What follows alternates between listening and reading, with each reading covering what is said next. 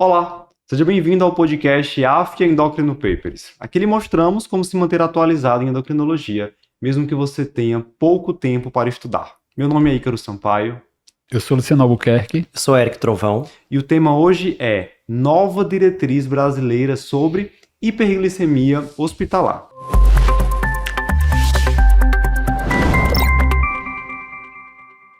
A gente sabe bem que a hiperglicemia, tenha o paciente diabetes ou não, está associada a piores desfechos na internação. Maior tempo de internação, maior mortalidade, mais admissões em UTI.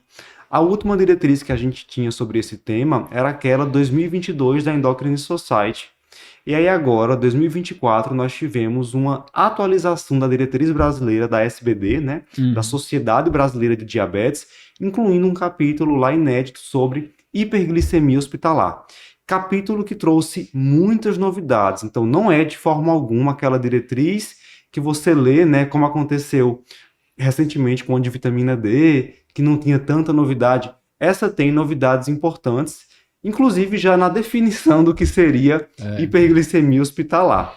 E a gente vai começar por isso. De acordo com essa nova diretriz da SBD, qual é a definição atual de hiperglicemia hospitalar? Então, a definição clássica é que hiperglicemia hospitalar seria aquela acima de 140, considerando a glicemia capilar, que é a forma que a gente faz geralmente para avaliar se há ou não diagnóstico. Né? Mas eles mudaram esse ponto de corte para 180. Né? A justificativa, pelo menos aqui eles escrevem lá, é que assim, a gente só faz intervenção quando acima de 180. Então, mesmo antes, utilizando o ponto de corte 140, se essa glicemia tivesse entre 140 e 180, né, mesmo sendo hiperglicemia hospitalar, a gente não iria fazer nenhuma intervenção específica para essa hiperglicemia. Então, eles mudaram esse ponto de corte, né, para 180, até para ser mais prático. Né? Se é hiperglicemia hospitalar, eu tenho que tratar. Então, eu vou definir quando precisar de tratamento, que é acima de 180. Ainda mais considerando, Érica, a gente vai falar daqui a pouco sobre a meta recomendada por essa diretriz, mas assim, as metas da ADA, da Endocrine Society, sempre tiveram como limite superior 180. É isso. Então vamos considerar agora a hiperglicemia, o que tiver de fato fora dessa meta. De certa forma fica estranho, a glicemia tá quanto? 160. Tá alta? Tá. Tá na meta? Tá. Né? Isso. Tem há controvérsias. A única controvérsia que eu deveria puxar aqui é porque, como eu vou falar muito sobre isso hoje, eles fizeram um negócio assim, mais prático, dá para você ter ali resposta. Quase tudo que você tiver de dúvida, se você consultar, você vai achar uma resposta. Então, assim, para quem não é especialista, é bem interessante. Agora, para o especialista, ele pode não concordar com muita coisa ali. E meu primeiro ponto seria exatamente esse. A gente, no monitoramento que a gente vai falar já, mas um dos horários que a gente classicamente verifica essa glicemia é de manhã em jejum. Então, um paciente que tiver de manhã em jejum, você não tem diabetes, mas tem uma glicemia persistentemente acima de 140, ele deveria ser alertado e ser classificado como hiperglicemia. Assim, isso aqui para mim é muito claro. Mas é óbvio que ele está dentro da meta, não vai ter nenhuma intervenção ali. Mas o diagnóstico de hiperglicemia hospitalar, inclusive, deve ser reforçado porque ele define um prognóstico pior do que um paciente diabético que interna e fica com a glicemia acima de 180. Né? Então, um paciente que não tem diabetes e por alguma razão, durante o acompanhamento, fica evoluindo com glicemia de jejum acima de 140, ele tem um pior prognóstico, mas ele não vai ser diagnosticado como hiperglicemia. Então fica aquele, se você só ler a diretriz e se agarrar com o que está escrito na diretriz, vai passar batido alguns pacientes em alguns outros horários. Nos outros horários pré-prandiais, ainda tem a história de lanche que eventualmente faz. Então, você medir uma glicemia pré-almoço de 160 é diferente de uma glicemia de jejum de 160. Então, acho que caberia ali alguma eu acho que fica o alerta de que se esse paciente está com essa glicemia de 140, 180, é um paciente que você vai continuar monitorando, porque talvez em algum momento, dependendo inclusive das intervenções e da evolução do quadro, ele pode passar de 180. É isso. Sim, provavelmente. Muito bem. E aí, próximo ponto seria a respeito justamente do monitoramento desses pacientes, né, da realização de exames, se forem necessários, e da realização de glicemias capilares e o intervalo dessas glicemias capilares. Então, quando e como monitorar o paciente hospitalizado em relação à hiperglicemia? Vou começar falando quando, né? Então, quando seria qualquer paciente que tenha diagnóstico de diabetes prévio já, E qualquer paciente que a internação, porque na internação todo paciente Tem deve que realizar uma glicemia capilar, mesmo que não tenha histórico de diabetes ou hiperglicemia, então se nessa glicemia da internação ele tem uma glicemia maior que 180, esse paciente também tem que ser monitorado durante a internação com glicemias capilares. Uhum. Há uma outra situação ainda do paciente que não tem essa hiperglicemia na admissão, não tem diabetes, mas tem fatores de risco para hiperglicemia. Que é o paciente que está usando corticoide, que está com nutrição enteral ou nutrição parenteral, que é o paciente que está apresentando um quadro de sepse, está nas primeiras 48 horas de um procedimento cirúrgico. E aí tem um fator de risco que eu achei interessante. Eles colocam lá hipertensão e obesidade. Então aí muita gente entra. vai ter indicação Mas então de monitoramento glicêmico, né? Mas tem que colocar mesmo, porque como a gente acabou de falar, né? Como subir o ponto de corte para o 180, então vamos dizer que você admite o paciente. Se admitir o paciente, mediu a glicemia, tiver 175 e ele não tiver fator de risco, ele não vai nem ser monitorizado. Ele vai ficar sem essa história de dizer, não, se deu 140, você não vai medir. Você vai simplesmente ignorar. Então a gente tem que realmente abranger aqueles potenciais pacientes de risco, né? Assim, é muito difícil que você esteja um paciente ali normotenso, sem nada de síndrome metabólica, e você acha que ele vai fazer hiperglicemia meio fora do esperado, né? Quem não vai monitorar é o paciente jovem, magro, que terminou para uma hernioplastia. Exato. E mesmo assim, no pós-operatório vai monitorizar. É verdade. Ainda tem isso, viu? A maioria vai acabar monitorizando. Isso. E aí, lembrar que em algumas situações a gente vai ter que pedir hemoglobina glicada. Né? Então, se o paciente... Primeiro, se a glicemia capilar vier acima de 180, você vai ter que pedir uma hemoglobina glicada para diferenciar se esse paciente não tem, na verdade, um diabetes, né, prévio que não sabia. Boa. Não? Então, você pede uma glicada, se essa glicada vier acima de 6,5, isso indica que esse paciente já tinha diabetes e não sabia. Né? Se vier uma glicada baixa, então, essa hiperglicemia é o que a gente chama de hiperglicemia de estresse. Não é diabetes, é uma glicemia devido ao estresse físico que esse paciente está vivendo naquele momento do internamento hospitalar. Tá? Agora, se o paciente já tem sabidamente diabetes, aí você vai pedir hemoglobina glicada para todos, até para avaliar como é que estava o controle glicêmico dele, e o que vai orientar também o tratamento, a intervenção, a dose de insulina que você vai fazer. Exceto se esse paciente já trouxe uma hemoglobina glicada dos últimos 3 meses. Aí não precisa você pedir uma nova glicada. Ou seja, só aquele que veio para o internamento eletivo para fazer a hernioplastia, né? Porque ele cheguei aqui, tá aqui minha hemoglobina glicada no mês passado. É só quem estava planejando, né? Não é o cenário da urgência, né? É uma glicada que vai nos ajudar muito lá na frente, na alta também, né? Para planejar o ajuste terapêutico para alta.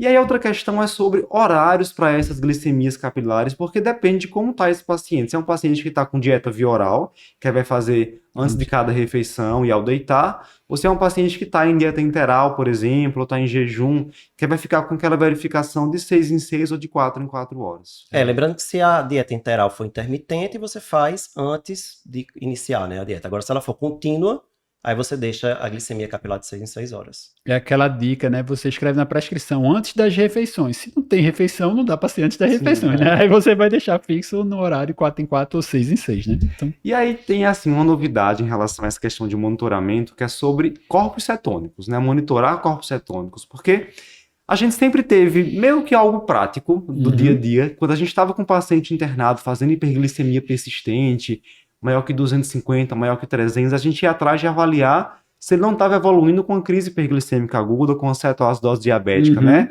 Avaliar pelo menos uma gasometria venosa, enfim. Agora, eles têm uma recomendação para avaliação de corpos cetônicos em pacientes hospitalizados com glicemia acima de 250 ou que estejam apresentando manifestações de crise hiperglicêmica aguda, com atenção especial para aqueles pacientes que fazem uso de inibidores do SGLT2, porque podem fazer a cetoacidose diabética e glicêmica, né? Isso. Lembrar que mesmo que você, obviamente, suspenda o ISGLT2, a gente vai falar sobre droga oral também, mas assim, se o paciente suspendeu o ISGLT2 antes do internamento, ele pode ter um efeito residual desse SGLT2 ali durante, às vezes, até 5, 7 dias depois de parada.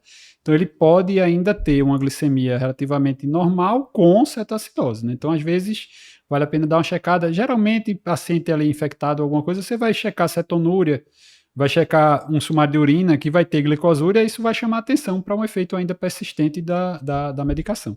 E aí lembrar que tem 2 formas de avaliar, né, a cetose, né, ou cetonemia capilar, com aparelhos de glicosímetro que também checam a acetonemia e com a acetonúria. Mas aí eles orientam que o ideal é que seja a acetonemia. Sim. Né? Você fazer a Você já vê acetonemia o capilar. beta-hidroxibutirato, né? Isso, exato. E aí eles até colocam o ponto de corte acima de 1,5 nanomol por litro para realmente você ir atrás do diagnóstico de cetoacidose. Maravilha.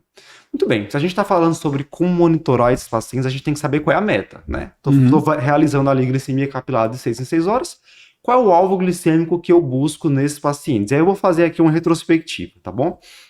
Nós sempre tivemos um alvo glicêmico, assim, sempre que eu digo, nos últimos anos, entre 140 e 180. Esse sempre foi o alvo clássico. A American Diabetes Association traz uma observação de que em pacientes críticos, cirurgia cardíaca, você poderia tentar um controle mais rígido, mas assim, em serviços que tem um protocolo muito bem fundamentado, de que você vai conseguir fazer esse controle rígido sem ter hipoglicemia, tudo bem, seria uma exceção. A regra é 140 a 180. Em 2022, a Endocrine Society traz então sua diretriz nova, colocando uma faixa aí de 100 a 180, né? Baixando aquele limite inferior, mas deixando claro de nunca buscar um controle muito rígido abaixo de 100, porque isso vai aumentar o risco de hipoglicemia. Então a gente tem de um lado 140 a 180, do outro lado 100 a 180.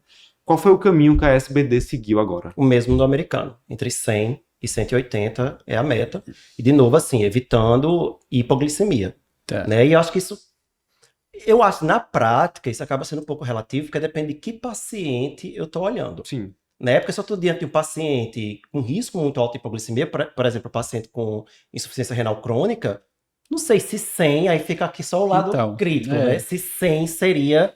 Concordo. Adequado, né? Talvez jogar isso um pouquinho mais para frente. Então, tem essa meta, 100 a 180, mas eu acho que a gente tem que ter o cuidado de individualizar o paciente. E claro que aí é o seguinte, você vai dizer, não, se sua meta antes era 140 a 180, aí digamos que você mediu a glicemia do paciente de manhã em jejum, deu 120, você vai fazer medidas para subir a glicemia dele para 140? Não vai. Não vai. Então, não existe uma indicação de jogar ele para 140 a 180. A gente tem que ir atrás do que foi que gerou essas metas, né?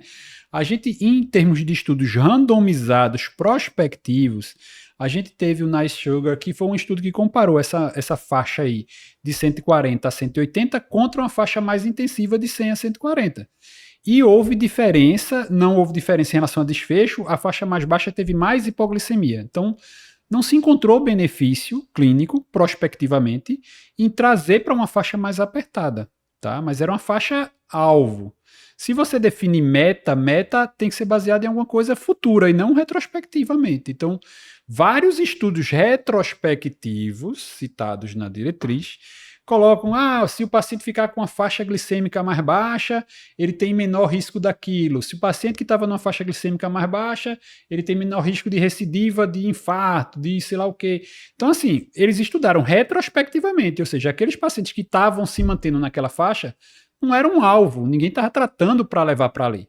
Ele estava dizendo que quem continuava com a glicemia normal tinha menos desfecho. Isso é uma coisa meio clara, meio óbvia. Então, quem vai subir a glicemia, de repente, também estava fazendo hiperglicemia de estresse. Então, era um paciente que tinha maior risco de desfecho. Então, assim, essa fundamentação teórica de você ampliar essa faixa de normalidade, eu vejo com certo receio de dizer assim, eu não vou intensificar meu tratamento para buscar mais próximo do 100. Eu tenho uma faixa do 100 até o 180. É uma faixa longa. Você não vai diminuir a insulina porque exato. Do mesmo jeito, eu também não vou fazer alguma coisa para a glicemia ficar entre 140 e 180 o tempo todo. Se chegar ali uns 120, 110... Isso, está 130 a média, mais ou menos. Eu vou diminuir a dose da insulina? Não. Exato. Vou manter aí. Tá okay. É bom ter essa... Agora, se é um paciente de risco, aí tá ficando sempre ali em torno de 100, aí eu já...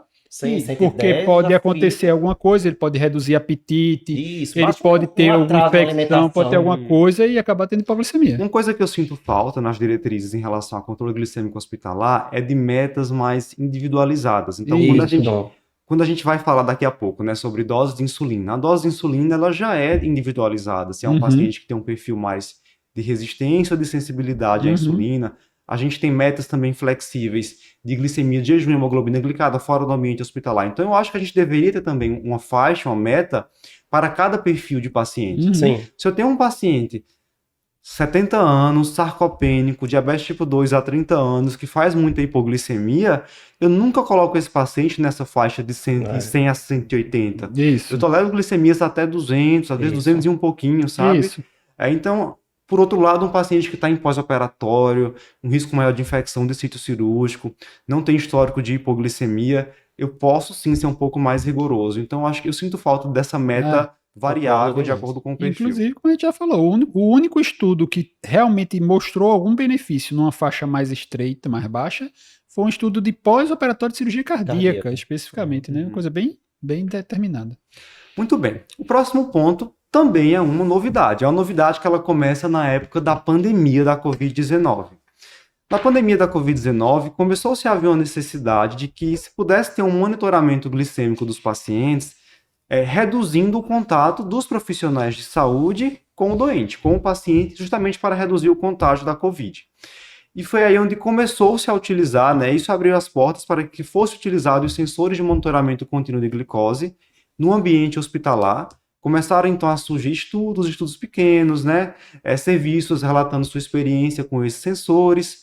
A Endocrine Society 2022 já colocou isso na sua diretriz, falando sobre a possibilidade de utilizar o sensor para adultos não críticos que têm um risco maior de hipoglicemia e que estivessem hospitalizados como uma forma complementar às glicemias capilares. O paciente faria o sensor de monitoramento contínuo mais glicemias capilares. Então, havia uma expectativa de qual seria o posicionamento da SBD nessa nova diretriz.